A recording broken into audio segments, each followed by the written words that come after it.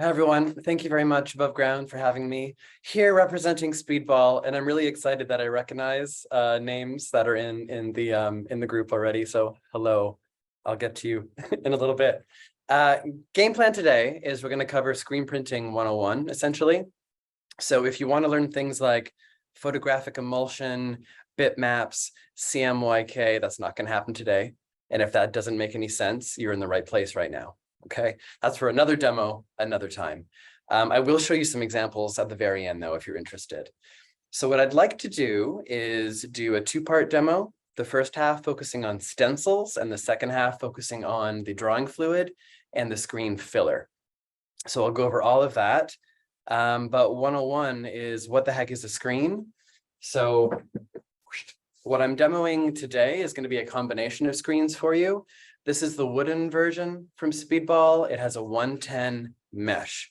And when I'm talking about mesh, think about it like a screen door. It lets air through, it's going to let ink through. So when you make a stencil, you're either blocking the screen door or you're letting air and ink go through it. That is the best way. So when I say that this one has a 110 mesh, and that's usually the one that has a white color to it, the mesh is quite open. So it's got really thick, kind of like waffle fries style of ink that can go through, like big holes. Quite a bit of ink is going to go through it. Another screen that you may see a lot would be a yellow mesh. It could also be an aluminum frame. The yellow mesh, for example, this one is a 230. So it's a much tighter screen, which lets you do a lot more detail. Okay, so I'm going to demo probably with both of them today. The perks of having a wooden screen versus an aluminum screen. One is a little bit cheaper. The wooden ones are a little bit lighter, a little more affordable, for example. The aluminum ones over time will last a bit longer from my experience. I like them because I just soak them with water when I'm cleaning them. I come back an hour later and they're not going to warp. Nothing's going to happen with them. Both are fine depending on what you need. I am going to suggest if you're starting out that you do the less expensive ones, the slightly more open lower mesh of the 110. They're great for schools. They're great for like if you're working out of your living room type situation. And they do clean out a heck of a lot easier compared to a more detailed mesh. Okay. So whatever you're going to work with, the demos will apply to both of them. You'll notice that the screens are flat on one side, and then they have like a tub side. The tub side is where your ink is going to go, and the flat side is what's going to make contact with your surface, be it paper or fabric. It's also like a drum before I do anything else. It's quite tight. One of the perks about these screens is that if you want to pull out your mesh, you can do so. It's only stuck in there with a little cord to keep it kind of taut. So the whole thing could be popped out. You know, you can clean it by hand that way and pop in a fresh one, reuse them. The aluminum ones, they're glued around the perimeter. So you got to clean them really, really well the first time. Maybe a second time, maybe a third time to keep them pristine for a long time. To give you an idea, I remember in my first year of undergrad, I was given a screen as part of the lab fee, and I still use it today. And that was way too long ago. So over 10, 12, 15, I don't know how many years ago that was. So if you look after your screens well, you shouldn't have to buy them very often. A top tip, if you are going to get some, go one size bigger than you think you need. The dimensions for these screens, they don't factor into your image size. And then your squeegee size, which we'll talk about in a second, needs to be bigger than your image. So always go a little bit bigger than when you think you might need. Okay. So what I'm going to do, I'm going to tip the screen down a little bit. You may see that I've got two cameras going, one that's always focused on my working surface, and then one that's currently on me. I'm going to point it down here in a second and give you an idea of the supplies I'm going to use for the stencil portion of the demo. Okay, so we need a screen, obviously. So let me quickly measure this one because I can never remember numbers. The one I'm using today is 16 by 12. And to me, this is a fairly small screen, good for doing like a simple graphic on a t-shirt or on paper. Other things that I have at my disposal here, you're always going to want some clear packaging tape. I like the 2-inch. Speedball has one that is a blue plasticky one, works really, really well. I also have a few little cards, cut up pieces of card, illustration board, scraps from framing. I'll explain why in a few minutes. And other supplies that I have on the go, which I'll demo. This is the Red Baron squeegee, which we're going to use to force ink through the screen. That's your most economical version of a squeegee you can get. If this works for you, great. If you want to start doing some more technical processes, you got to up your game a little bit. This is the textile squeegee. It has a slightly rounded edge to it. The rounded edge is what you want when you're doing textiles, 9 times out of 10. Upgrade your game even further. You can get one of the rubber wooden handle ones. This has a durometer, I believe, of around 60. It's like a medium kind of bend. Durometer is the flexibility of the rubber in there. You don't want it too hard because you won't be able to print it properly. You need a little bit of give. If it's bending all over the place, it's way too rubbery and you won't get a crisp image when you pull it through the screen. These are my favorite ones because they're ergonomic. And what I like to do is I like to varnish them so that they repel water when you're cleaning them, and they're going to last a heck of a lot longer for you. So this is the 8-inch, and they go up to huge sizes depending on how big you want to print. Okay. I've been slowly building my arsenal of these over a few years. Just, buy them as you need them. They're not going to go bad. So these are your squeegees. I'm primarily going to use this one probably today because I love it. Other things you need to have at your disposal. Pencil always handy. A Sharpie, I'm not entirely sure why, but I feel much better when I have a Sharpie with me. So get yourself a Sharpie. I'm working on a platform here, which is slightly raised a few degrees because it helps my back.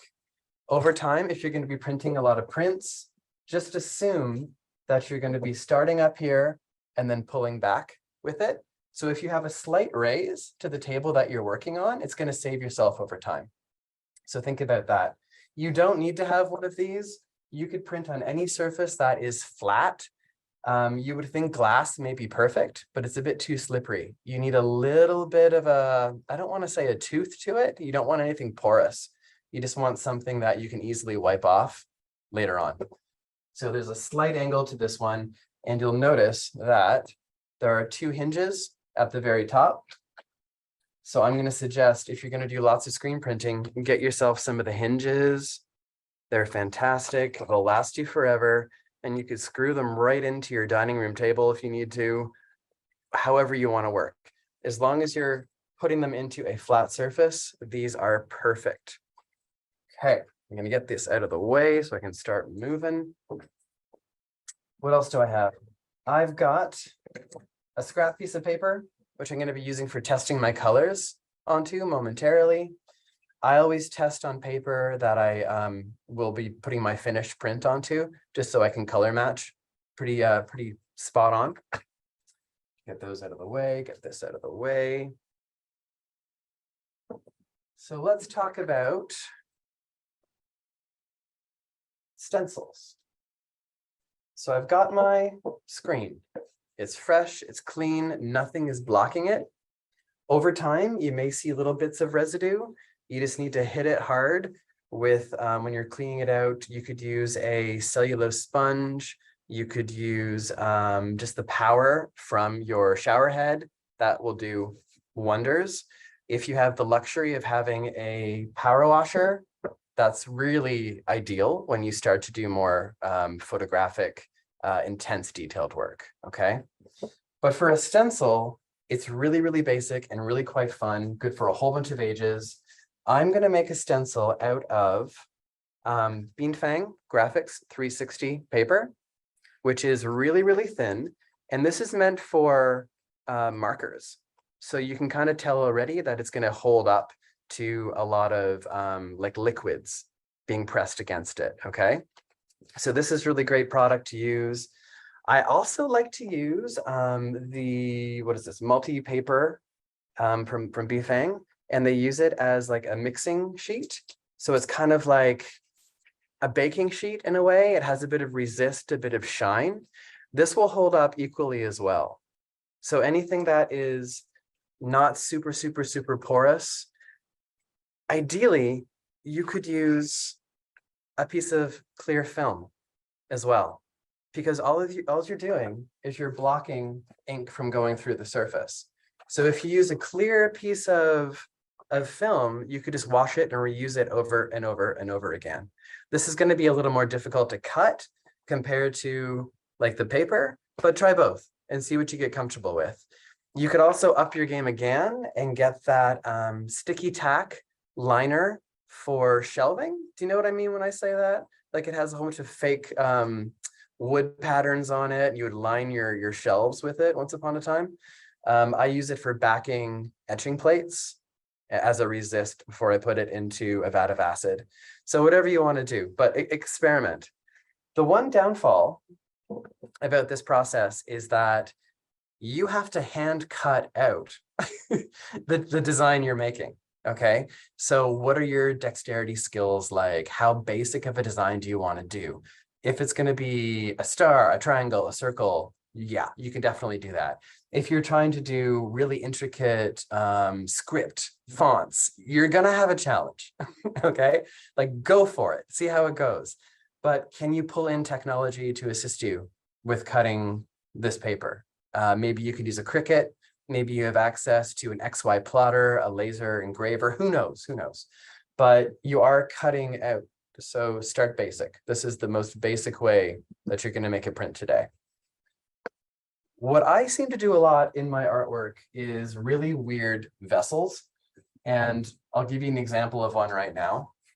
And we'll talk about this in another second. But Blue Mountain Pottery is kind of a big inspiration for me up in Collingwood, Ontario. I use lots of their forms.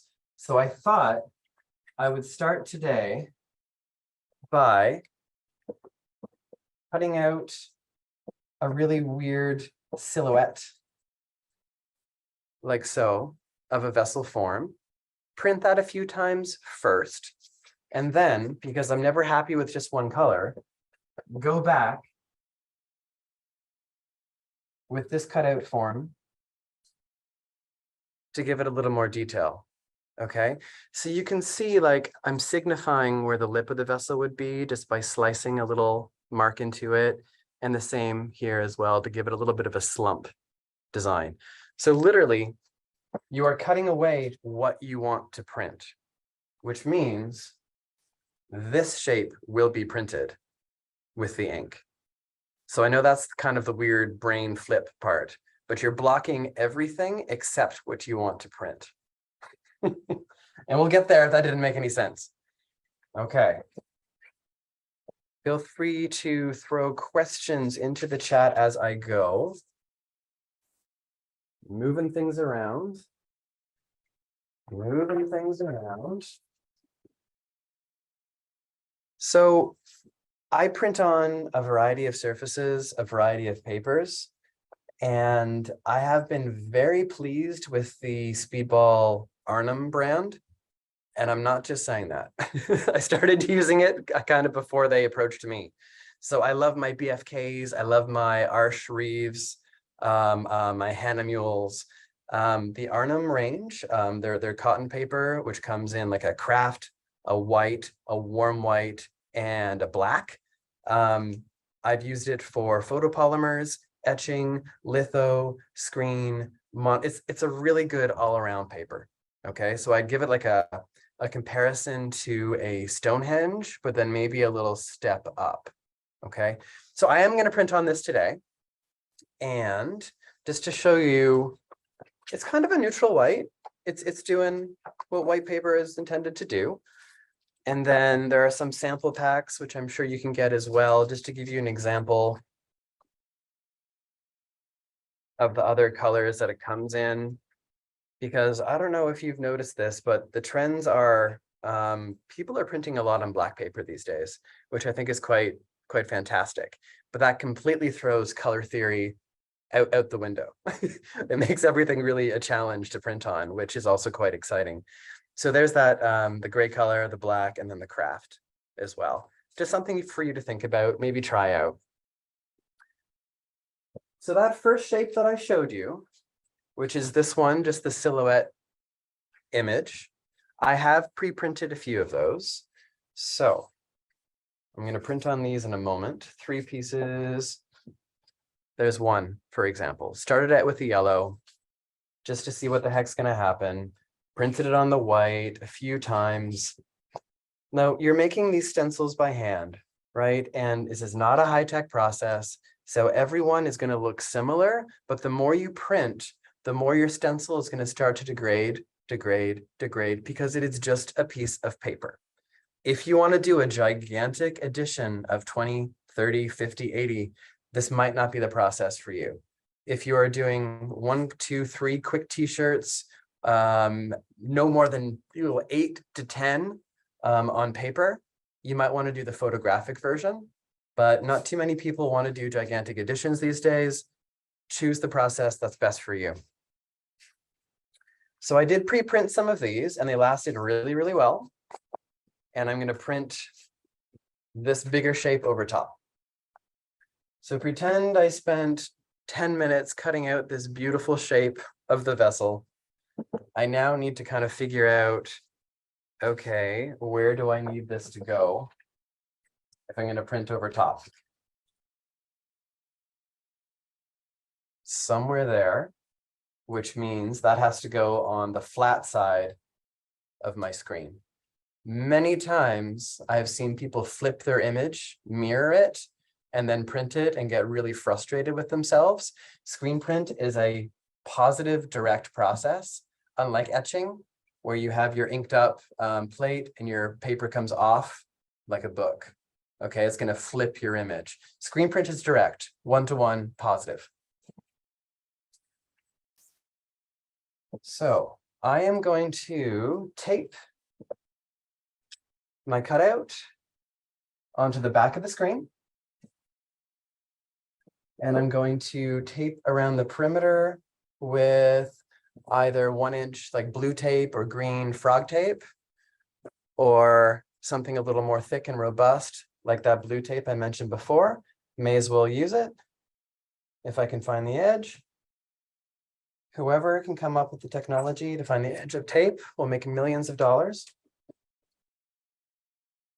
I'm going to grab my scissors.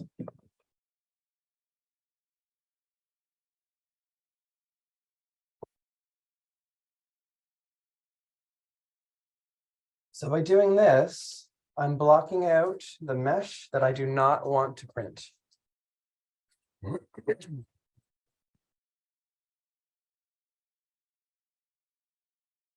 Just watch any sharp objects around your frame. You don't want to accidentally pierce it. There's no coming back. Uh-oh. There's no coming back from that.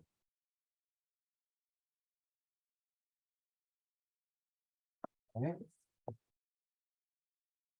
Okay.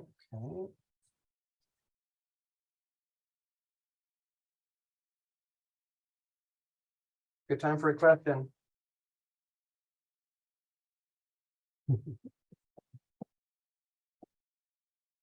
No pressure.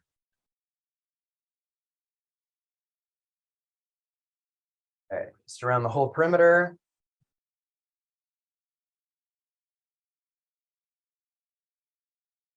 And then I'll hold it up so you can see it a little bit better. So this is the back of the screen. So only ink should come through this mesh portion, blocked by the paper, blocked by the tape. On the opposite side, this is how I want it to physically print onto the page. Okay, and you'll notice that it is a little loose on there. It's just a stencil, it's not stuck down. So this is why this is the most basic way of doing it. You'll also notice that on my platform here, this screen is not going to fit. This is meant for bigger screens under these hinges, okay? So I am just going to hang on to it and print it by hand and we'll see what happens. So it's not ideal for registration. If you're doing multiple colors, you're going to want a bigger screen, you're going to want these hinges. But if you're just doing like a one-off, maybe on fabric, printing a whole bunch at the same time, this is perfect. If you have a bigger screen, you're going to need someone to help you hold it. Okay. All right, so we're going to see what happens.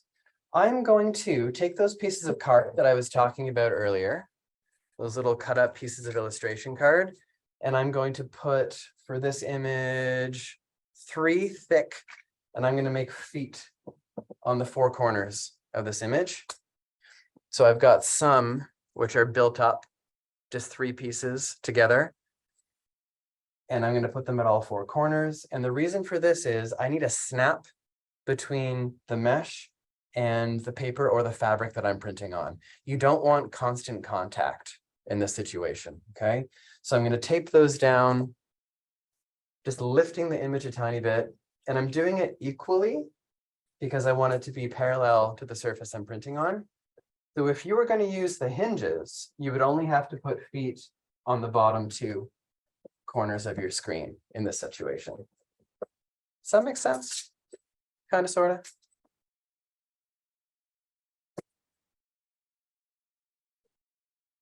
Flip it around. It's kind of funny because I have this reputation of being like a really precise, detailed, multi-layer gradient kind of printmaker. So doing a stencil, almost I get more nervous doing a stencil because it's just such like one color and like one chance. Like, why is this so simple? There has to be something else I can do to complicate it further.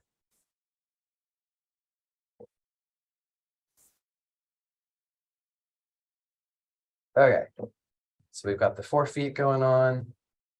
Great, we can flip it. How about I tape that on there?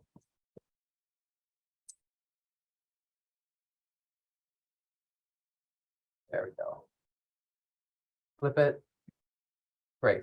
So if I push this, there is a little bit of a snap there, and that becomes vitally important. So that snap helps the paper, once you print it, fall off the bottom of the screen. And it also helps you get a way more of a smooth image. If you've got constant contact, you're going to get some bubbling, you're going to get some smearing, some moving around. You need that little snap. And it's way more apparent when you're using the yellow, tighter meshes as well. Okay, so I want to print on this 8.5 by 11. There's an image already on it. Registration, there are many ways to register. For a piece of paper that has a 90-degree angle, gosh, use that to your benefit. Make an L to register to. If you're not super, super concerned about having the tightest registration, this is the easiest way to do it and the fastest. As long as you register to the same corner, you're not going to have any problems. So I want my paper to always be right there. I want my image to overlap ever so slightly with that yellow, to be around there. And I'll do the same thing for the screen. And you wouldn't necessarily have to do this if you weren't doing more than one color.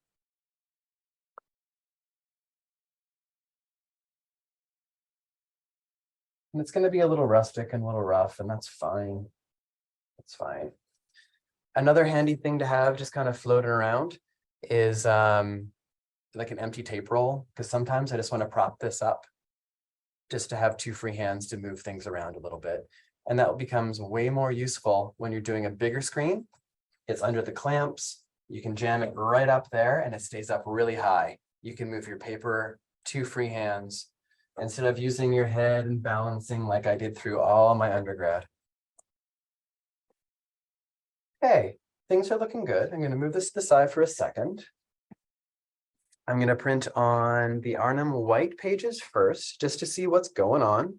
And then I'll go on to those pre-printed sheets that I mentioned from before, okay?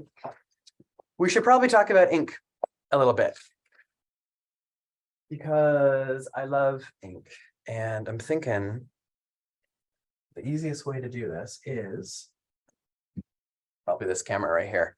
So you can get these really, really cute 4 fluid ounces containers if you want to try out all the colors. I do love the poster black.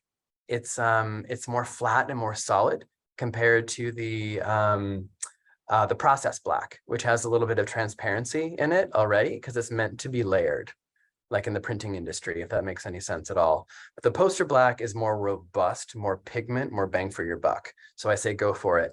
So these are acrylic inks, which means you're going to dry very fast.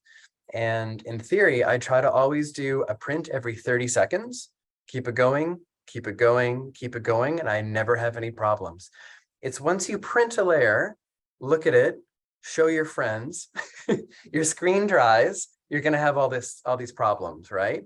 So as long as you keep your screen moving and flowing, you're not going to have any problems at all.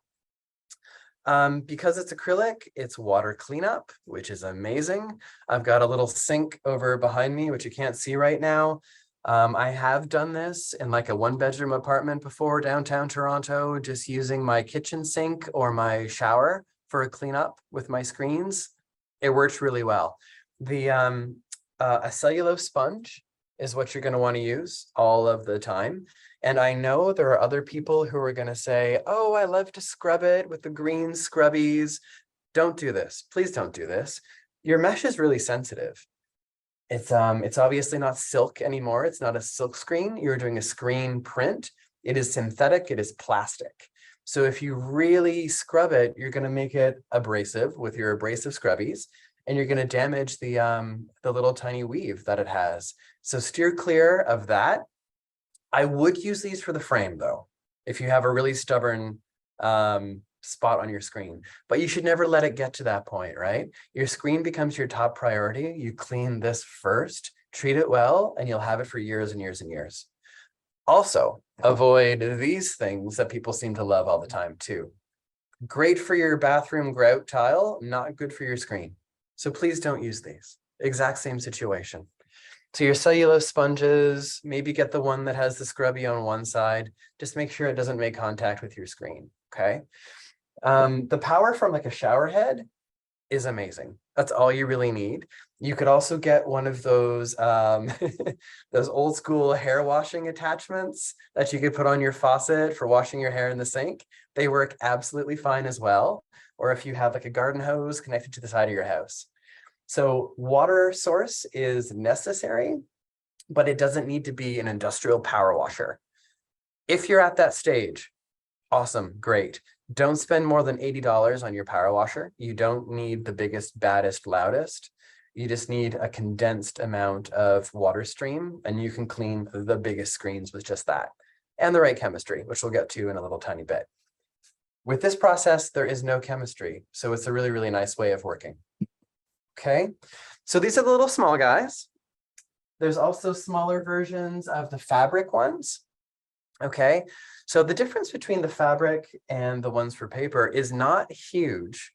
I have printed paper with the fabric ink, for example, and vice versa. I only use the fabric ink if I know I'm going to be washing like the t-shirt or the fabric piece because I'm making repeat pattern pillowcases or something, or a tote bag. These are great. They cure by themselves in 3 days, and they're dry after roughly 3 hours. Okay, so you can still use them. They're just not cured. What I like to do to speed it up a little tiny bit is print it, let it sit overnight, gather them all up the next morning, shove them into the dryer, and put them on like a high power temperature for roughly 30 minutes. And that cures them for sure, right? So every time you wash a freshly printed t-shirt, like the one I'm wearing today, your colors will fade by roughly 8 to 10% regardless. So you may want to punch up your color a little tiny bit. And that also takes off that kind of plasticky feel at the same time. So just know that you're staining your fabric. It's going into all the weaves, right? It's not just sitting on the surface when you're using the fabric ink, okay? They both have like the same technique for the most part when pulling, but I will show you a little different technique. I will print on some fabric as well. Another size option for you, because you're really getting into it now. You're like, I'm going to go through it. I need that turquoise. It goes up to like a 32 ounce. These are like my happy specialized color size. So I'll get maybe a green or a brown or a gold or a silver in my specialized colors, or a warm red. And then because I print like there's no tomorrow, I like to get the gallons and it's cost effective for me. This has obviously been very well used. This is the transparent base. So whenever I'm printing, I spend the majority of my money and time starting with the transparent base and then adding the color to it. So this is like the magenta. So I will do magenta, yellow, cyan, black, a few custom colors, but primarily use the transparent base. So I like to think of it in terms of Kool-Aid powder to water. So this would be the water for the Kool-Aid powder, okay? Your colors, when you get them pure in the jugs, are so saturated. You can add like a pinch of them to the transparent base and extend their lives greatly. As an example, because that's why you're all here, please hold. I've got this little chart and I want to show you that magenta. So I tested it out 100% right out of the container, and then I added 60% of the extender, and it is still a very punchy color, okay? So I don't add a lot of whites to my ink. I let the white of the paper come through. So if I want to make a pink, I'm just reducing the magenta to make it more transparent. If I want to start overlapping things, it's the same with the yellow. The yellow barely changed. It's already a transparent color to begin with, for example, still punchy. And that's a 50-50 blend. Cyan, you know, sometimes I don't even need to use black. Cyan is so dark as is. 60% extender, still really punchy. And you can see that black there. This was not the poster black. This is the CMYK process black. So it is semi-transparent to begin with. But then when you've got these transparent colors, you've got the options to go crazy with layering. If you add white, or if you're just using your pure color straight from the container, you're not going to get those beautiful secondary colors. And one of the points of printing is like, how many layers do I actually need to make it look like I have more colors, right? So could I get 3 colors by just using 2? Absolutely. That beautiful green, the violet going on there, okay? So those secondary colors do exist, and I would spend a lot of time just mixing your own custom colors. The one thing that drives me mad is if they're straight out of the container. And I know that's just a me picky thing, but you know, get your technique down and then customize your colors and make them unique. I like to mix in these little deli containers. They seem to be the perfect size for the work that I like to do. And they seal and they will last for well over a year. Okay, so you can mix up all of your colors. I write on the top of them with my, you know, my security Sharpie, exactly what's in them. And then I'm always testing them before I go. Let's mix something up. And if anyone's got a question, this is the time. So Sharon wanted to talk about, for you to talk about the squares that's by your frames on each corner. The squares, the feet? Oh, the feet. Yeah. So these are just the illustration board, just to raise the screen ever so slightly, just a few millimeters from the surface that I'm printing onto. And that gives me that snap that I was talking about, so that the frame, which will have ink on it, does not make contact until you want it to with your paper or your fabric. Does that answer your question? Yeah, that was pretty clear. Thank you. No problem. So I'm going to start with my container and the transparent base. We're getting down to the end of it here. It's the end of the semester. We all need a break. I eyeball all of my colors. Like if you want to get out your Pantone charts and weigh your colors, that's amazing. Well done. We'll start with that and we'll see what happens.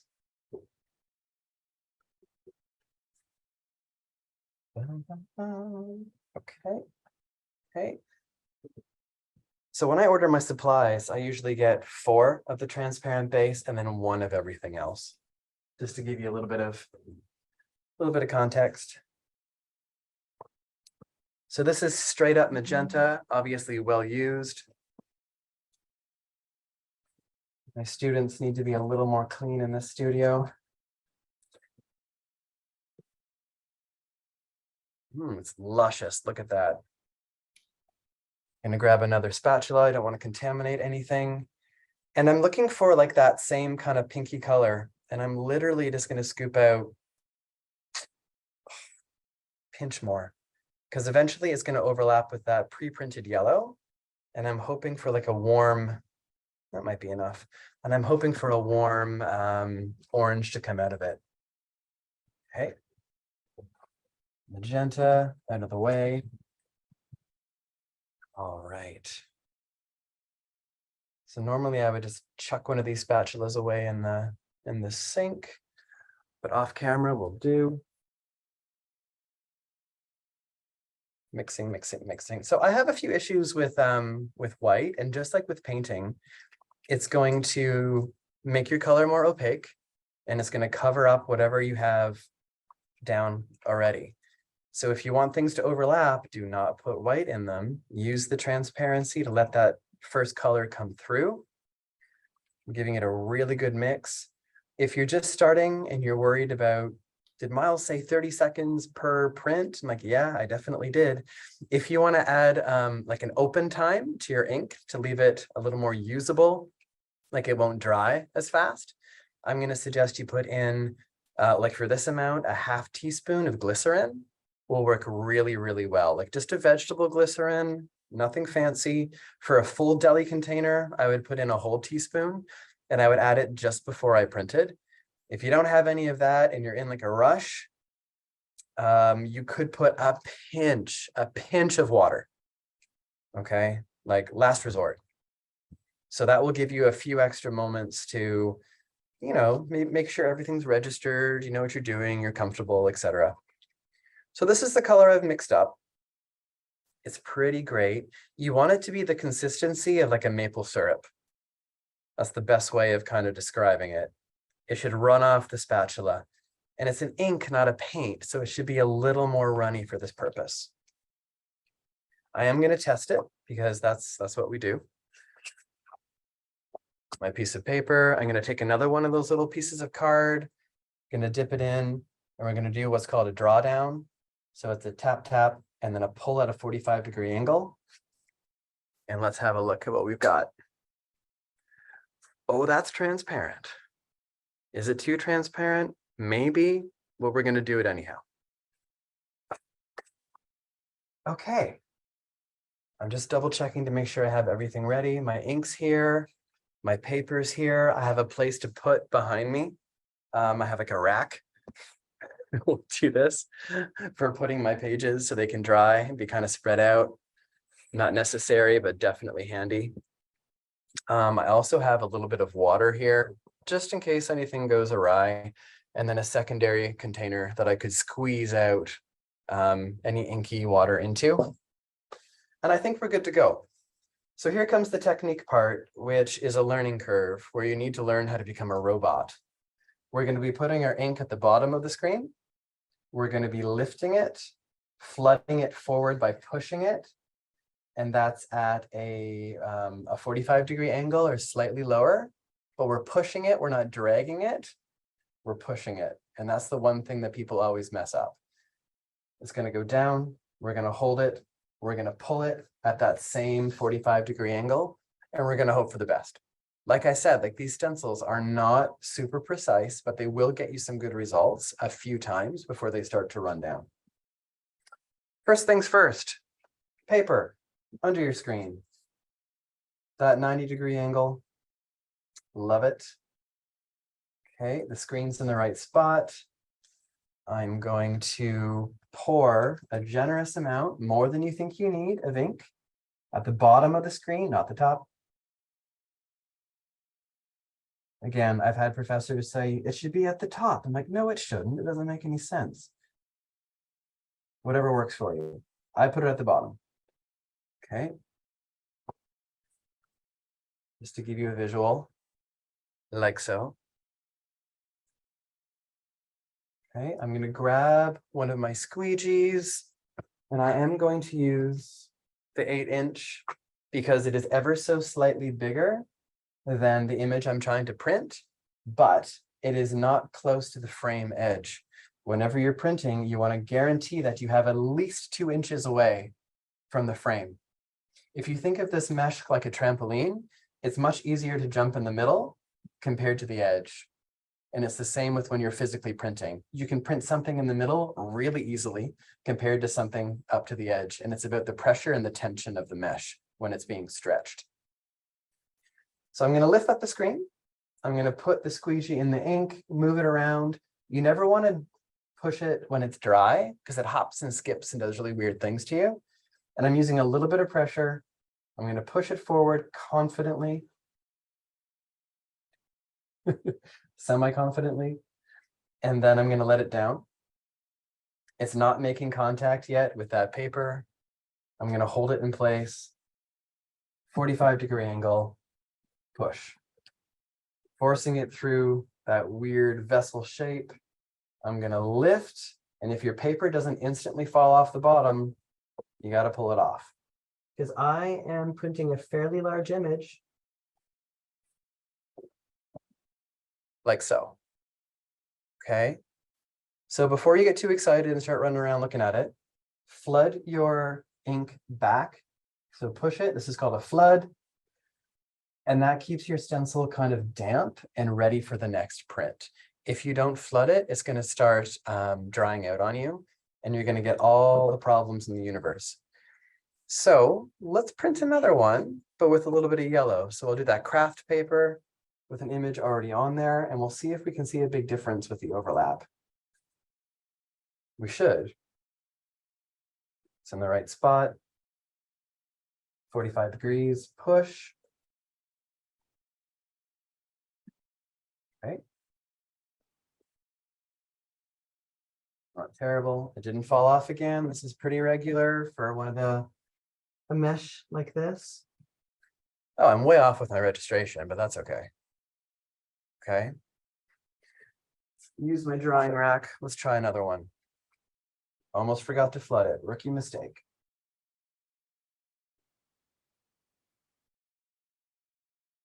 Okay. So this is taking a lot of ink because it's a big flat image. I'm going to suggest you pull 3, 4, and then start adding some more ink. Always at the bottom as you go. The more ink you add and keep it fresh, the easier it's going to be for you to print. There we go.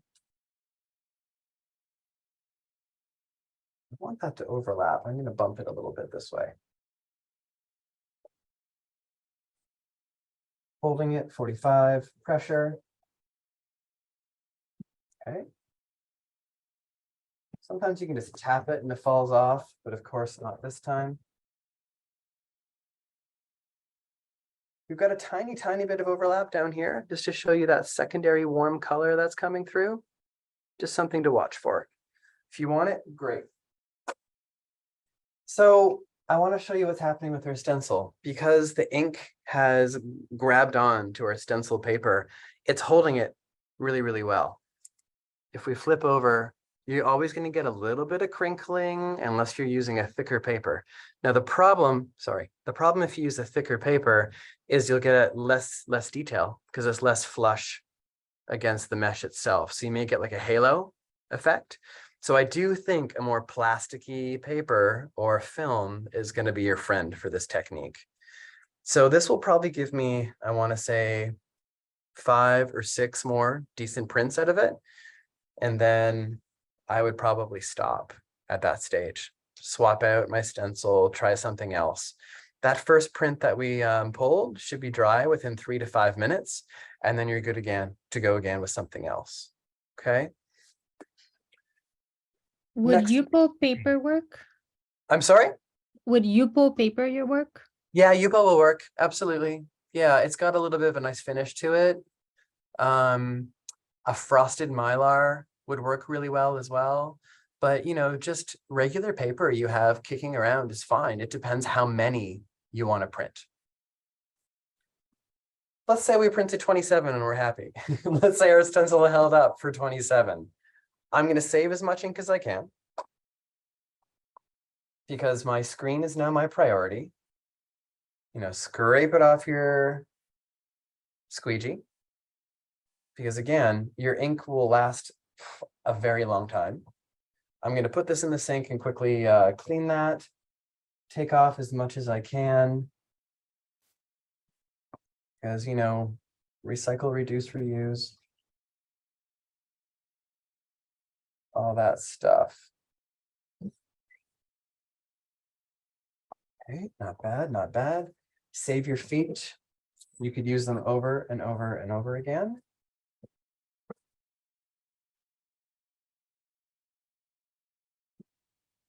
Okay. And at this stage of the game, your stencil is like kaput. So you don't need to worry about it tearing or ripping. It should come off fairly easily for you. I would just chuck this in the garbage. Okay. And then thankfully, all you need to do, and if you act quickly enough, is rinse this under the sink and it'll come right out. So I am quickly going to do that right now so I don't damage the screen. And you'll probably hear me, and I'll be right back.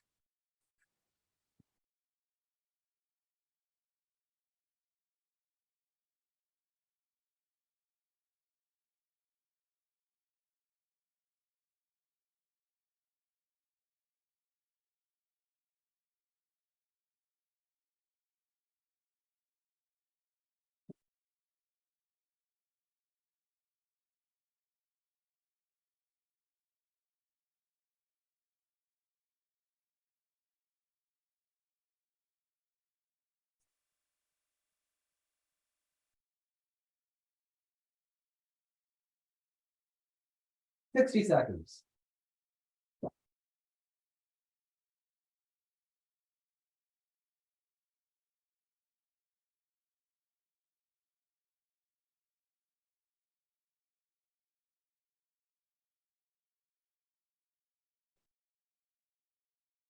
Okay.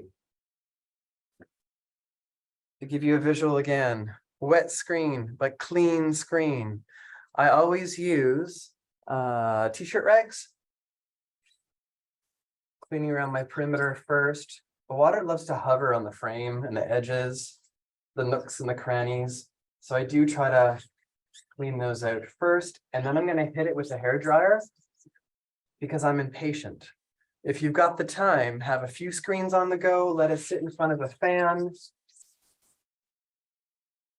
and it will dry. And I would say, gosh, maybe 15 minutes for you. But who has 15 minutes? I don't like to use paper towels, just as an FYI, because little pieces of lint or, come off and get stuck onto your screen. So I like to use an old t-shirt. So I'm going to do that now. Get rid of this.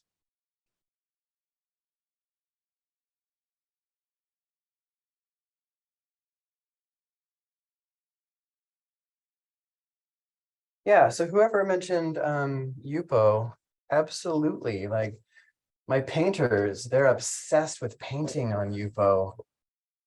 So it's kind of exciting to have multi-uses for different types of paper. Let's just give this a quick little hair dry. And then we can go on to the next part. One thing before I start. If using a hairdryer, use the cold setting. This is a synthetic mesh. You do not want to melt it. I've seen that happen. So use a cold setting or keep it back a little further when you're doing it.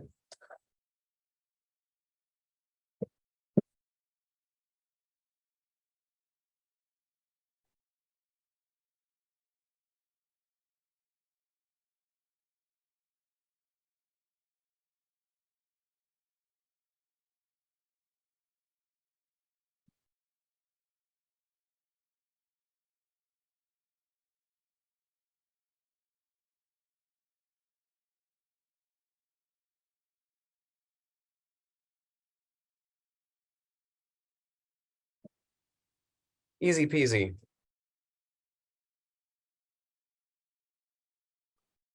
Are there any stencil questions before I crack on to part two?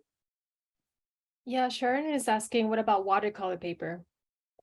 So watercolor paper is going to have the tooth to it, which isn't a problem for like making a stencil.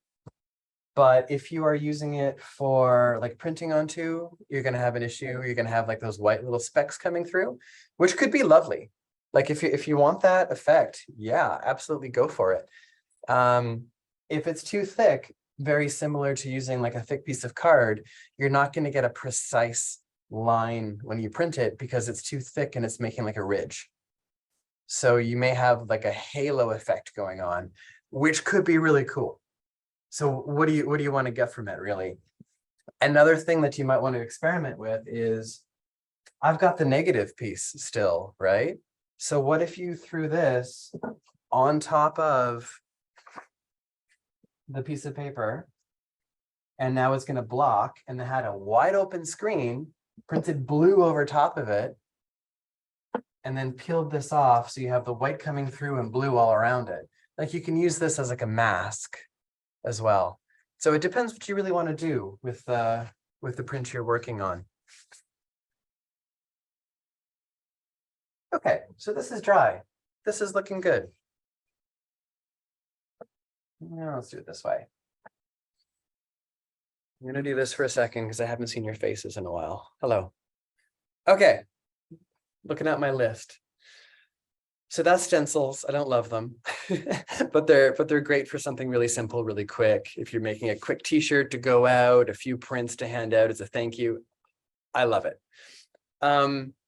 The drawing fluid and screen filler is more precise. So you're going to get more prints, a little more control, and you do need to use a little bit of chemistry to reclaim your screen after the fact. So the things you need, back to the platform. Things we're going to be using today are, I like this little pack. You can get the smaller versions of the drawing fluid and screen filler. This is a really good starter pack. And within it, you have the 8 fluid ounces of the screen drawing fluid. So the screen drawing fluid is essentially like a sugary syrup. It dissolves with water. This is what we're going to paint directly onto the screen with, similar to this image right here on the yellow screen. That's been painted with this on there directly. And then if I was to rub that right now with the water and a sponge, it would just dissolve. So it's user-friendly. You're painting your design directly onto the screen, and if you don't like it, you use water and you take it off and you start again. You could also use a little earbud and clean off a little fraction of it and correct it once it's dry, okay? So this is the blue screen drawing fluid, part 1. And then you have the screen filler. So this is the brown stuff that I'm going to coat over the entire screen. And then I'm going to use water to make only the blue come away. So the screen filler does exactly what you think it might do. It fills the screen, it fills the mesh. So if you want a painterly effect, if you're a painter who wants to replicate the feeling of a painting, this is the stuff for you. If you can think kind of like a reductive layering process, like a reductive wood block, bam, this is your best friend. This is also a little tricky to get out of the screen, but I'll give you some tips to help you out, okay? So you need both of these, the filler and the drawing fluid. They also come in different sizes, of course. So if you're really getting into it, you've got the bigger containers, like 32 ounces, and I'm pretty sure this is as big as it comes. But it does come in a smaller version of this, I believe, too, okay? So I mentioned a bit of chemistry. It comes in a smaller container, but because I'm teaching, I have big jugs of it. This is the Speed Clean, and this is what you need to get the brown screen filler out. So it's kind of like a super soap meant to dissolve this product, okay? And you will go through it. So it's worth investigating quite a bit of this.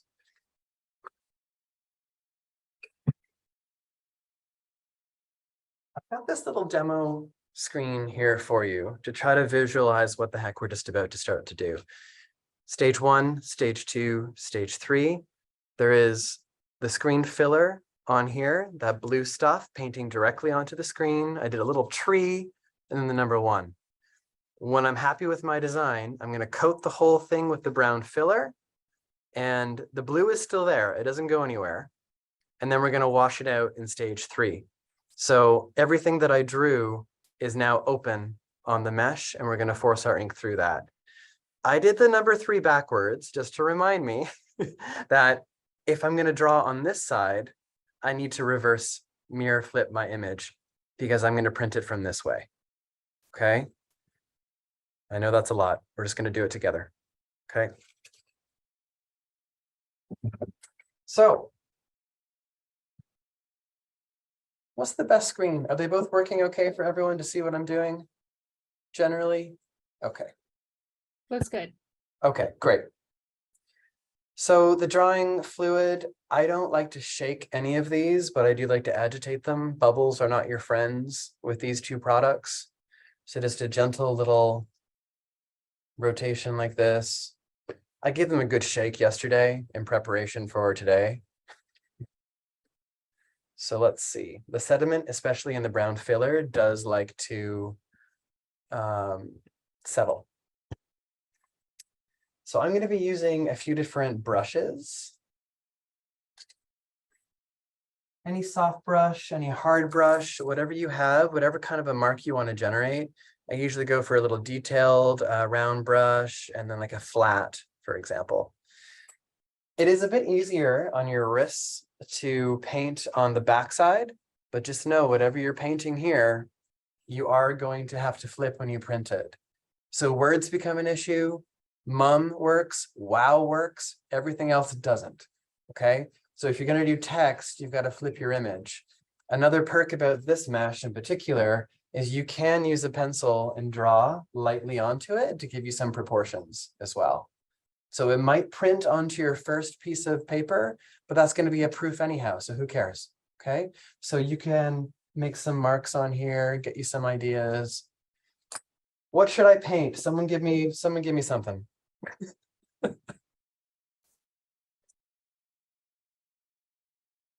Come on.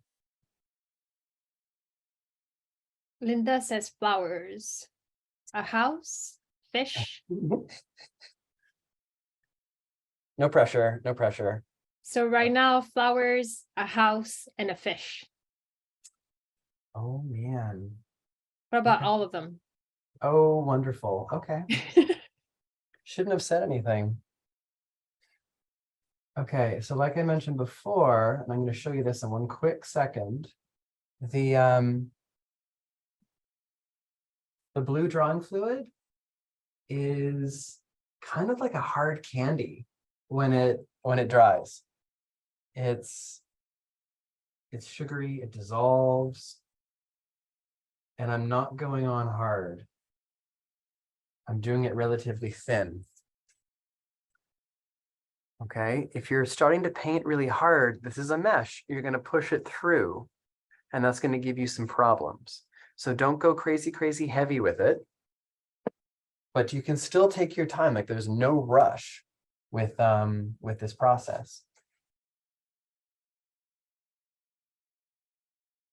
So I'm just going to take a few seconds and do something somewhat, hopefully interesting, and then we'll go from there. It appears the flower has won the battle. What's that flower that has like, it's tall and has a whole bunch of little circles down the side? Is it lily of the valley? Something like that? No. They're usually purple or blue.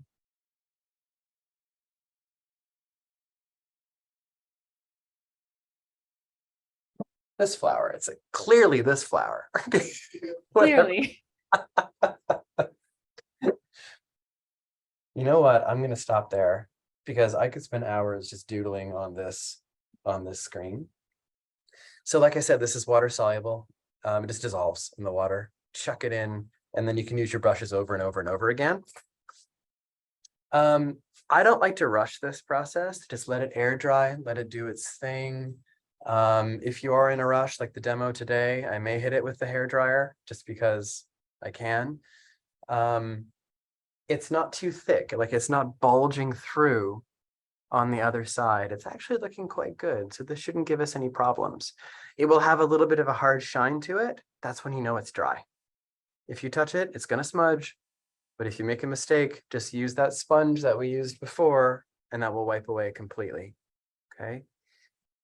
If you have a damp screen and start drawing on it with the blue fluid, it will start spreading. So maybe you can use that to your benefit if you want more of a painterly effect. That sounds like fun to me. I've never tried it. Let me know how it goes when you do. Let's fast forward. Different mesh, different screen. The aluminum screen, I have pre-painted a weird vessel form onto it. You can kind of see what I'm doing there. This is a 230 mesh, so it's way more tight, like a drum. Because this mesh is so tight, if you touch it a lot with your fingers, you may clog the holes with like the little oils that you have in your fingers. So just be aware of that. Once you clean it off, try not to touch it too much. So same situation, I'm going to use the hinges, the clamps at the top, but I still need feet at the back, at the bottom too, to make it parallel. So I've got the ones from the last frame that we used. I'm going to tape these on. Like ideally, you just have lots of screens, right? And you can just rotate images and go. They're pretty easy to store. You don't have to keep them out of the sunshine. They're, you know, you've got lots of potential with them. You know what? I skipped ahead. Sorry, team. We're not printing this yet. Sorry. Stage 2. Once you have your dried drawing on there, you need to use the brown filler to coat the whole screen. This is the part which people either love or hate. And it can be a little finicky and a little frustrating. So some tips for you. I've seen people put down like a piece of tape at the bottom, which I'm going to do today, pour the brown filler onto it, use that original Red Baron squeegee that I mentioned, and then they drag it across in one hit. Here's the thing. If you don't do it almost perfectly in the first hit, this brown fluid is liquid, AKA has water. It's going to start dissolving your blue drawing fluid. Okay, so if you're doing multiple passes, you're moving it around and you're going to distort your image, which isn't what you want. So it's kind of a one-hit wonder. Okay, so I will use this method on the screen that we just did.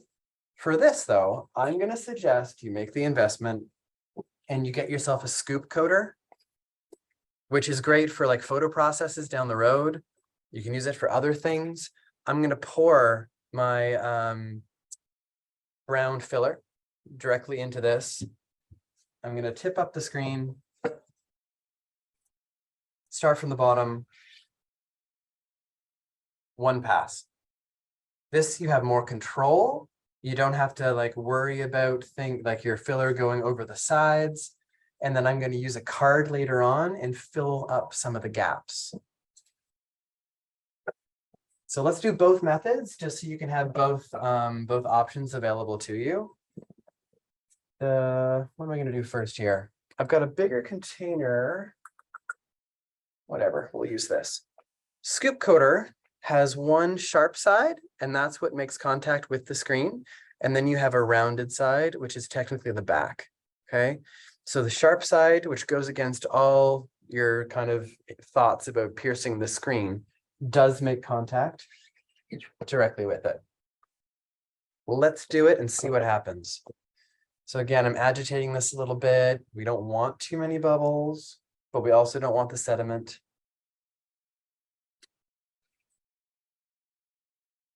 Kind of looks like chocolate milk. Pour out more than you need because you can always put it right back in. Voila, chocolate milky, not too bubbly. Sharp side is here for me. One hit wonder. We see okay? I'm going to let it slightly rock forward And I'm not using a crazy angle, just enough to make contact with the mesh. Just going to give it a second to take its time. Adjust it a little bit. This is where the demo could go horribly wrong. A little bit of pressure.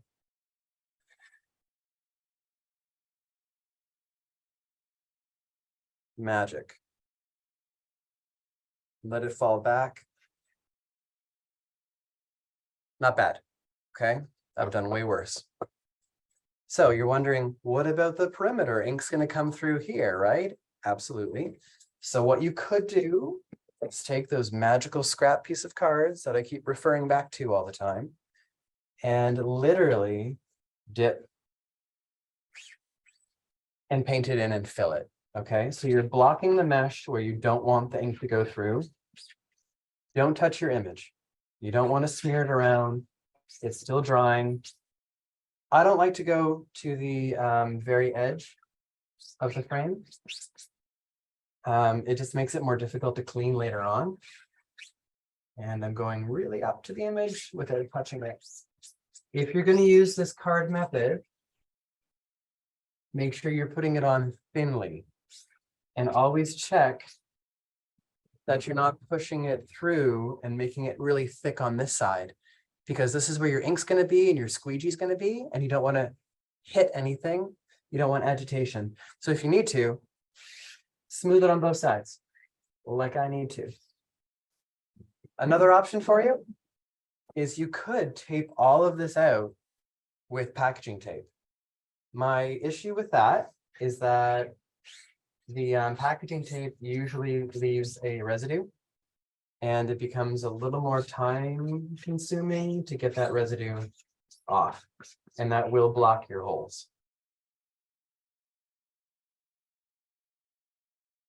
When you do it this way, you get to hear that amazing sound.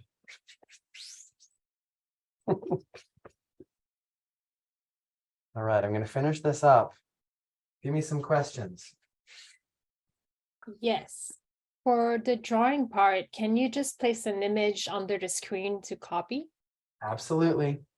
Absolutely, yes.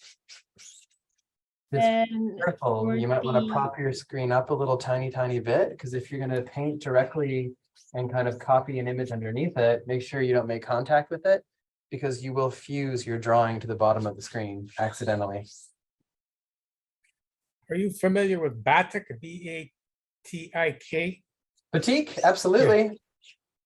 Yeah, I have horrible experiences with warm wax and producing artwork in studios, but it was a lot of fun. And what about the new Liquitex acrylic ink in the bottles for mixing or whatever? Do they have any use? Oh, no, I don't know much about it, unfortunately. My only experience is helping a fashion student who was doing batik in their dorm room of all places, and the fire brigade came. So I'd be really careful. So you're not familiar with the new Liquitex ink in the bottle acrylic? Nope. Ink? No, I'm not. Okay. I'm first and foremost a printer and a 2D artist and color theorist. I like painting. I just don't have the time to paint. I'm just saving as much of this as I can. I poured in way too much, but you don't ever want to do too little, because then you have to do a second pass on your screen, and you know what that's going to do. It's going to dissolve your image.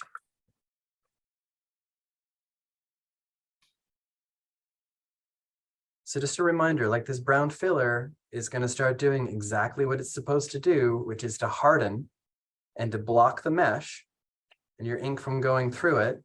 So you do need to get it off of whatever you spilled it on sooner than later, especially your beautiful scoop coater that you just invested in. And these also come in lots of different sizes too. Big screens, big scoop coaters. And I use the same scoop coater for my photographic emulsion when I'm doing like a photo screen, different demo. So you will get really good use out of it.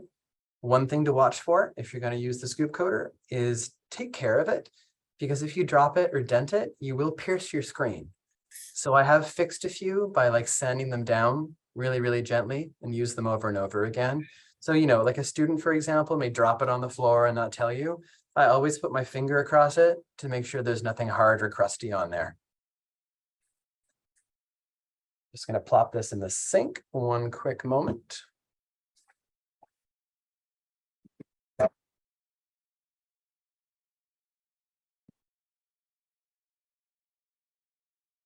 Looking pretty good. It's looking pretty good. It's shiny, so I know that it's still damp.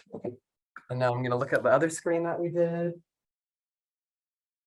which it's kind of hard to tell because it dries a little glossy. So I'm going to touch it, and it's coming right off on my finger. So here's what we're going to do.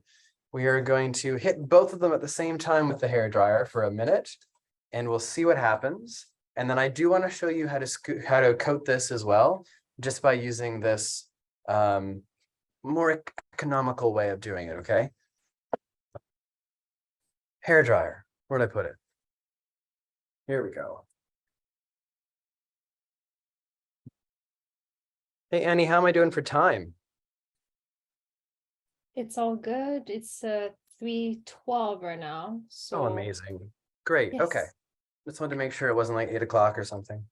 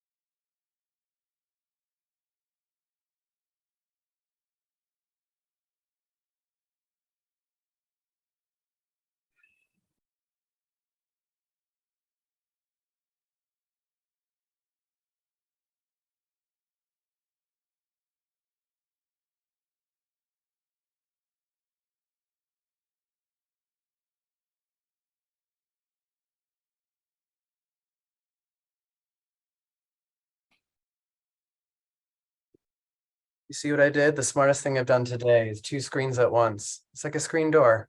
May as well. Why don't I do that more often? Okay, let's get this out of the way. Here's what I'm looking for, what I'm slightly concerned about. Not much. This is a thick application. Like I can see it's quite bumpy at that thick area, right there and right there. So when I coat it, it's going to resist and maybe skip a little tiny bit. We'll see what happens, okay? It's the same with the filler. I do have a thick area right here of the filler. Like it's a little darker than everywhere else. It shouldn't be a problem if you give it a proper drying time. See how smooth everything else is around it?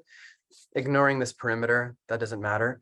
But that area, I would ideally give it a little more time to really harden, but it's a demo and we're going to go for it. Put this aside for now. So what I would really prefer to do is to take this to like a little washout booth or the sink and then give it a gentle massage with water, sponge, front and back. If you don't have that luxury, that's not a problem. Get yourself a little bowl of water. And then your cellulose sponge. And if this is 100% dry, and I know we're pushing it, we should be able just to give it a little bit of a rinse And that blue instantly dissolves right off onto the sponge, okay?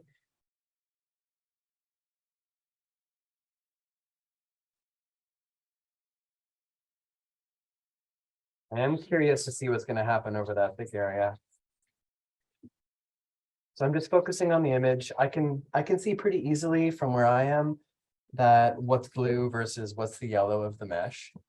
And I'm just going to tease it out a little bit.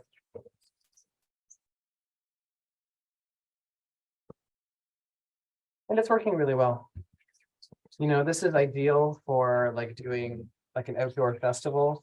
And this is also how I would clean off my screen from ink. If I was doing this outside, you know, custom printing t-shirts for somebody.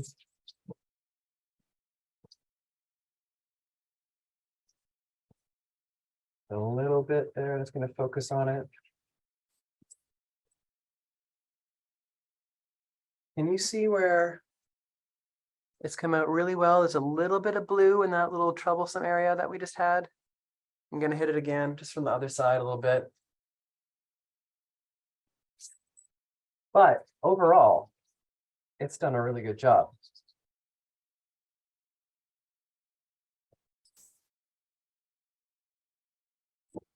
Being stubborn, just a little more water and a bit of patience. So here's the deal with the filler. It will give you way more detailed impressions compared to the stencil method. It will, over time, disintegrate as well, because you're putting pressure over it with the squeegee and you're pushing and pushing and pushing the brown filler through. So eventually you'll get little flakes of brown coming through with it. It shouldn't be much of a problem if you're doing like, you could probably do 30, 40 prints without having an issue, like still a decent number, you know, so just be aware of that. Like the more you invest into your image making, the more additions or impressions that you can get from it. So that will dry very, very quickly. Okay. And then I do want to show you this method because this is the one that most of you will probably be doing. So take either your packaging tape or your blue tape, and this will help it kind of keep clean for you while you do it. So I'm taping on the back side of the screen, the flat side that makes contact with the surface when you print it. And use my teeth on this, it's too plasticky. I'm going to go around the perimeter again.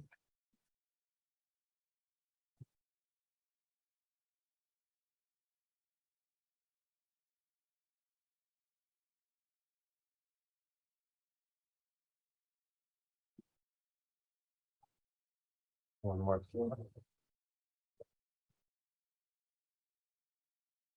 An interesting thing to note as well, if you have multiple screens, you can keep your image on there.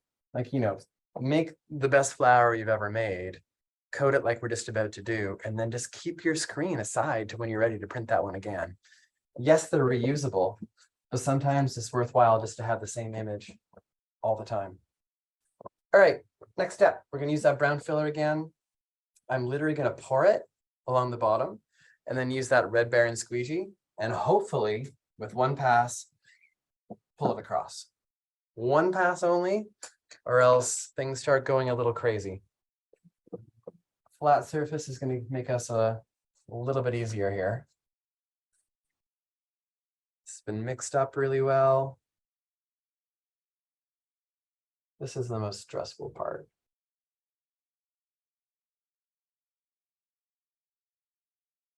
I'd like to give you the perfect amount to pour out, and I can't. It's kind of that. It's looking okay. Oh, I'll move that so you can see it better. It's not bad, not bad. Okay. I'm going to drag it at an angle just all the way up. One hit wonder. A little bit of pressure. Like a dream. You think I did this before? So if you poured out too much, this may be a little wasteful, but now we have to get rid of all that stuff at the end. So you could try to pour it back into your container, or you could just sacrifice it to the print gods, whatever you prefer. I'm going to quickly wipe it off over by the sink, maybe 20 seconds.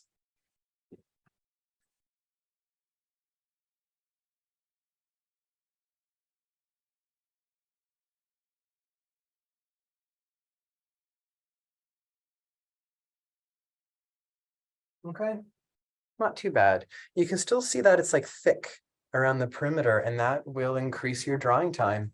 So, you know, grab a rag, clean up the perimeter as best as you can. Try not to hit the actual mesh. This is just on that plastic tape. You know, the thinner and smoother it is, the faster it's going to dry for you. But this one requires a little bit of patience and maybe a trial run or two. But if you just spent 3 days painting the most beautiful image, it's a little stressful at this stage. Okay. I'm not worried that it's on the frame. It's going to harden and it's going to stain that wood and it's going to look like a beautiful used frame. Just go with it. Okay. These, unless you want to varnish every single one of your frames, which isn't a terrible idea, because that is what I do with the squeegee as well. That will preserve the life of this.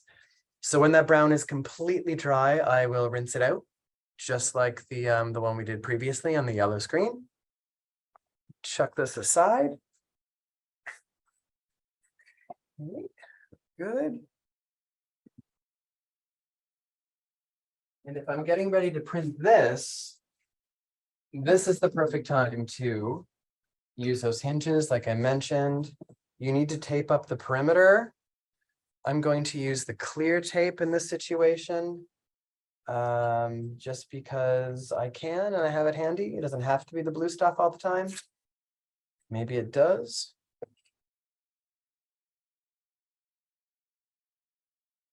There we go.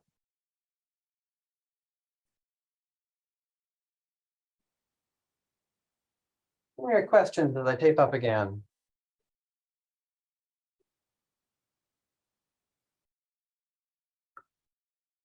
You're going to have these put on t-shirts like what you're wearing now?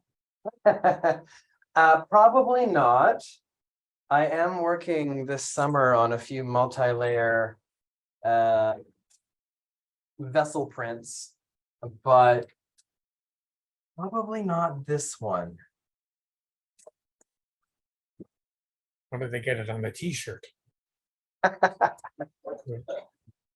I like doing a lot of line work and also a lot of photographic layering, like gradients, and oh, there's just, I can't just do one layer. I've got to do 17. I got hooked when I took a lot of printmaking courses at the University of Guelph years ago, and then continued doing it for my master's when I went to the UK. And here we are.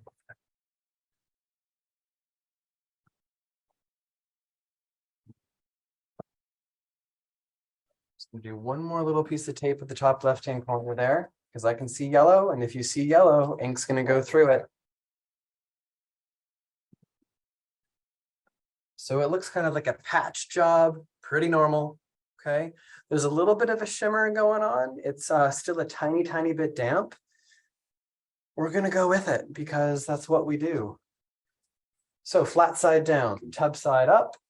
I didn't put my little feet on it yet. Only at the bottom, because the clamps do raise it a little bit, and you want to match whatever the heck those clamps are doing. Parallel is the name of the game.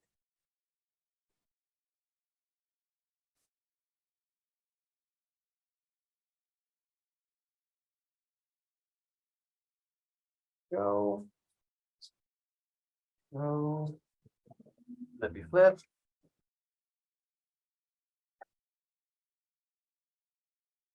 Up on the clamps. So I love this little board. I throw it in the back of the car. I take it to events. It's well loved. There are hundreds of prints off of it. I suggest making yourself one. Tighten those up. And what I mentioned before, like having a random piece of tape, like an empty tape roll, just floating around, then you can prop things up and then have all your hands free underneath, okay? I'm gonna take away these little registration marks because this is a bigger print that won't fit on that paper. And I just wanna print one just to show you the detail you can get in the same process. I am gonna grab a larger piece of paper and a slightly larger squeegee.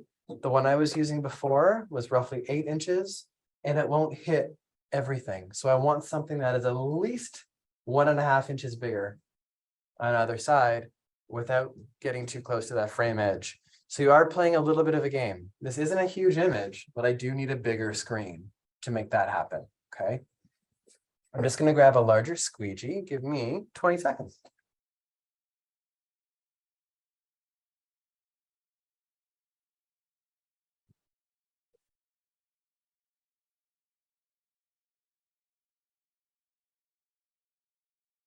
Here we go. A well-loved squeegee from Speedball. 12 inches, which seems to be the perfect size for this.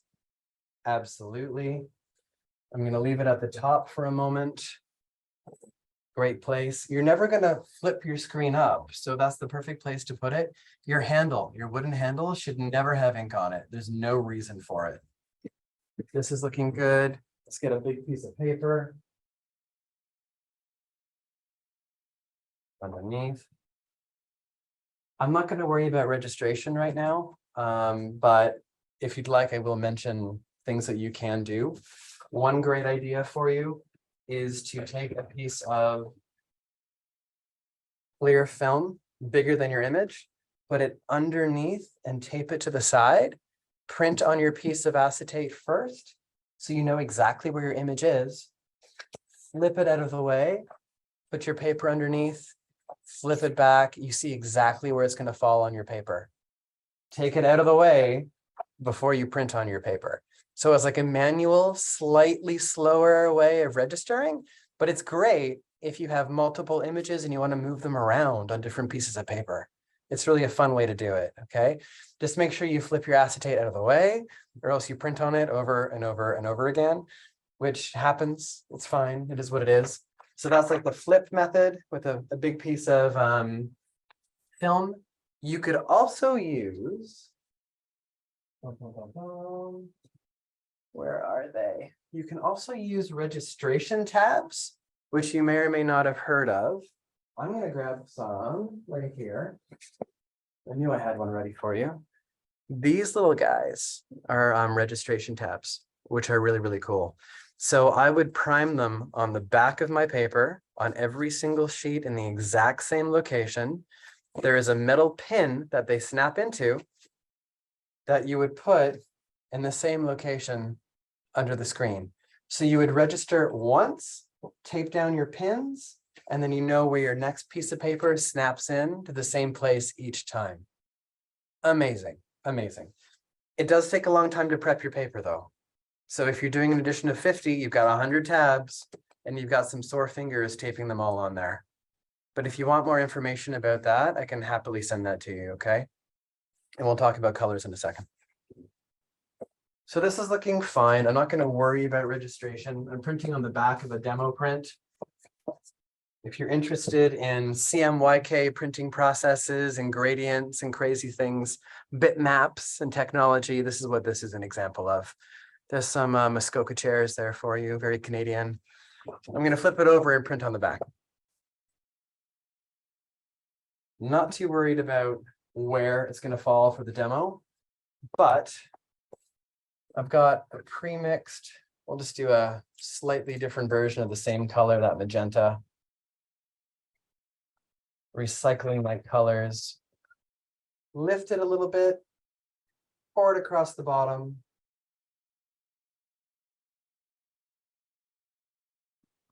Grab that squeegee. Make sure your corners have ink on them. You don't want to drag it dry. push forward that 45-degree angle. That's the happy sound. Let it down, get behind that ink, feel the table and the surface underneath, 45 degrees.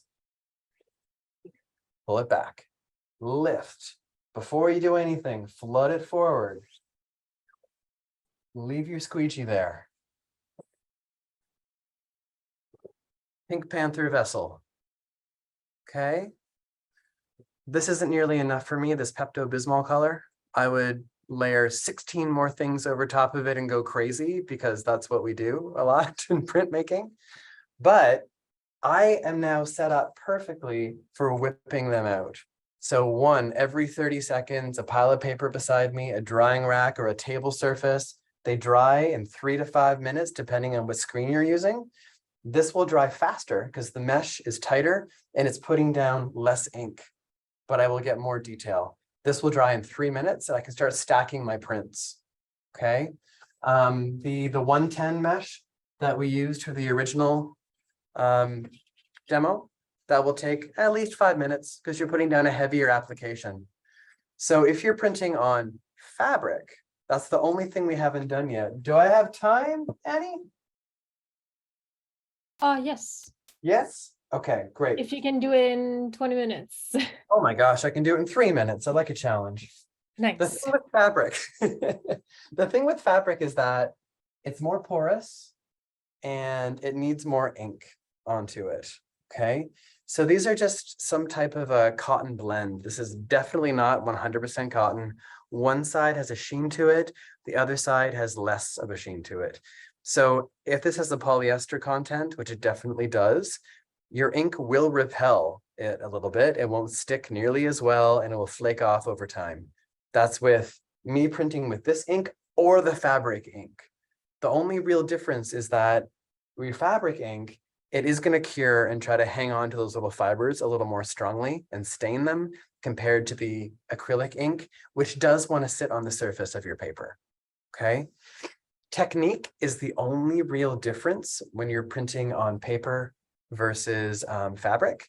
And I'm just going to do a little demo. We'll just double it up and we'll see what happens. And I'm not even going to use the fabric ink because I'm not going to wash this and I'm probably going to throw it out in 20 minutes. The technique is different. So we flooded our screen. Okay, we pushed all of our ink forward once. Do not keep pushing it, even if you miss a part, like you don't flood it properly, because you're putting your ink into the mesh. And then if you add more ink, it starts pushing it below the mesh. And it's going to start building up underneath, and you're never going to get a detailed image. You're just going to get like splooges of ink coming through.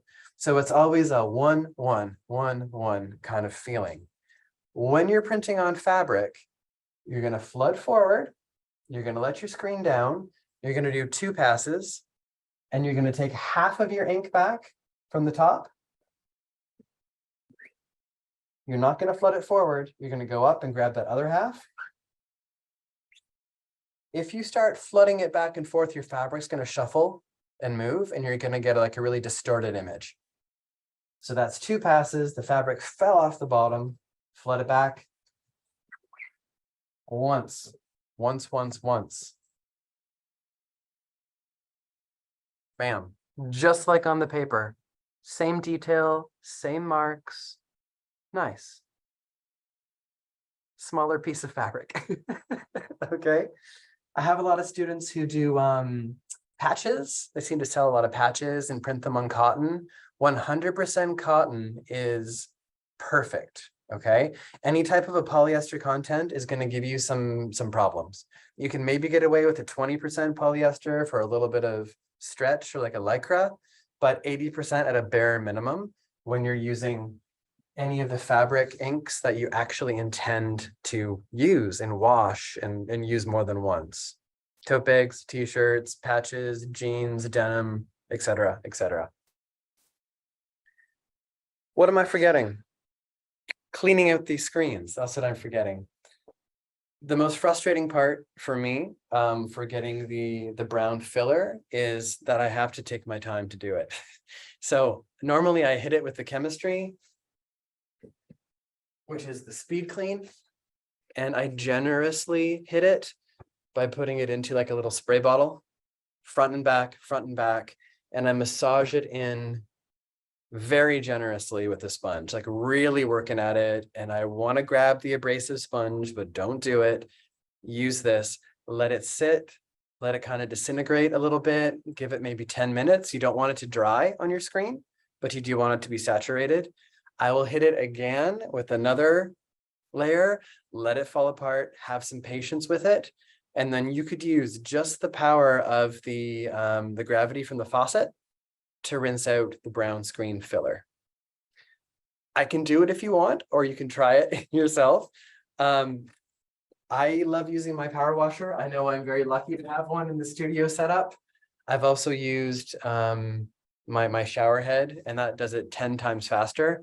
But don't be concerned if you have to do it 3 times, because that filler wants to stay in the mesh. And it's doing its job, which is really, really great. But just know that it takes a lot of patience to get that out. Did people want to see me suffer through it, or do we have any other questions I can answer for you? Melissa did have a question. Do you have any tips on printing onto 100% wool felt? Wool felt. Yeah, I would use a 110 mesh to allow more ink to go through, to give a better covering of your image, because that felt is just so loose and fibrous compared to like a compressed piece of cotton paper. So you need more ink to go through. I don't think you'll get as much detail compared to a 230 mesh, or even something higher like a 310, which holds microscopic dots. So I would use the white mesh, which are meant for fabric. What do you plan on doing with the felt?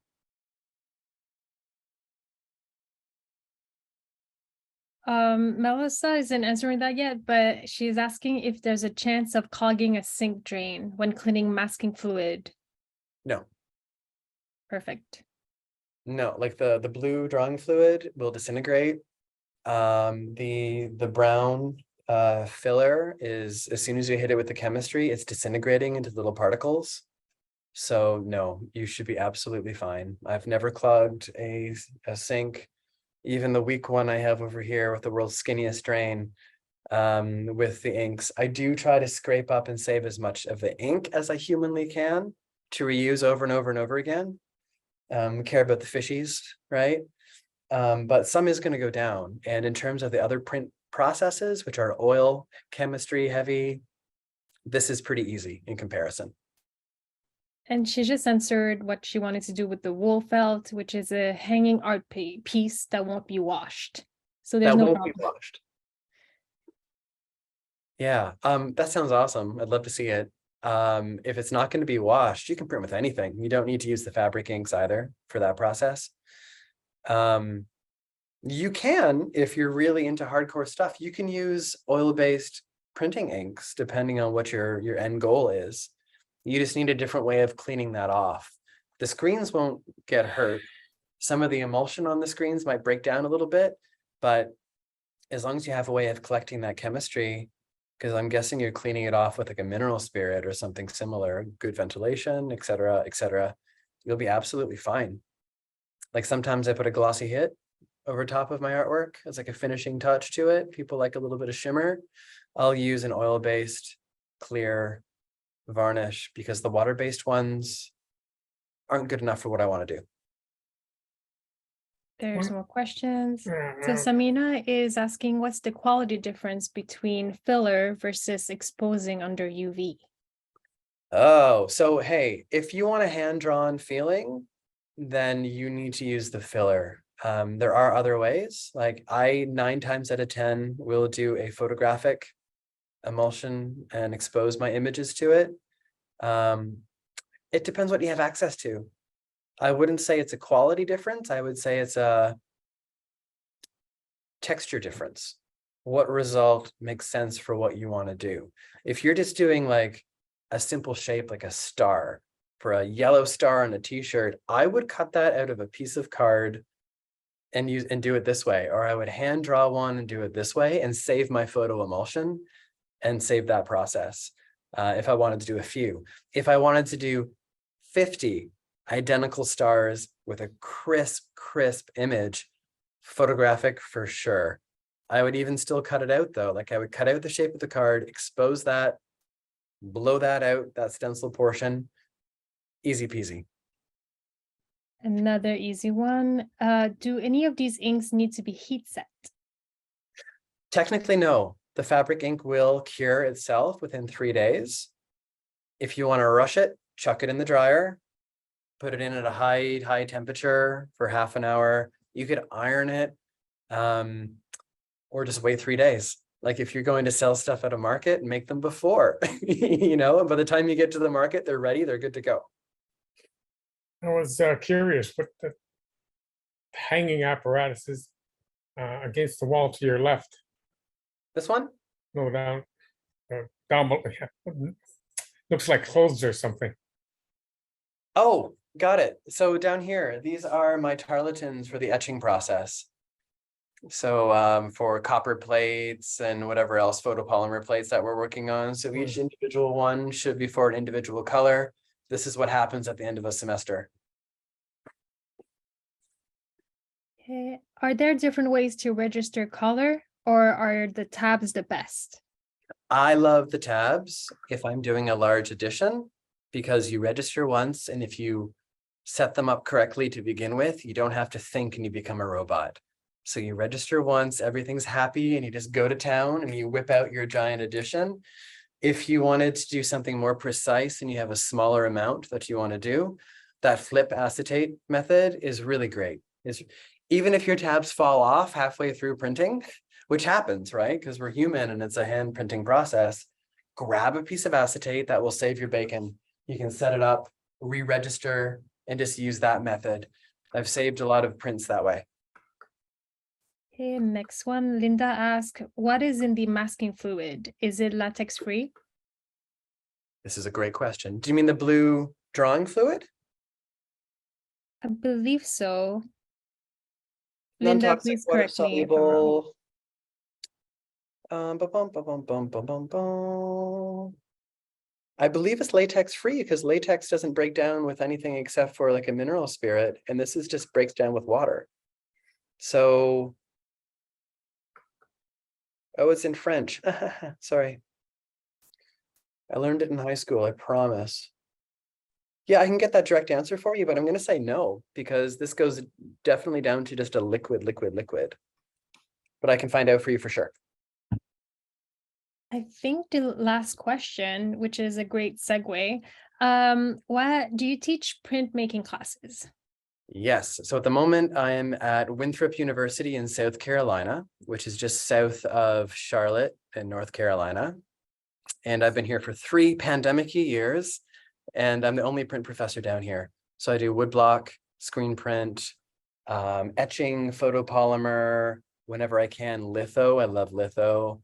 And then I incorporate a lot of technology into my practice. So I'm pulling in laser engravers, 3D printers, CNC routers, any light-based process that I can. So my practice has a lot to do with the influx of technology to kind of enhance prints without taking away from the hand-drawn feeling as well.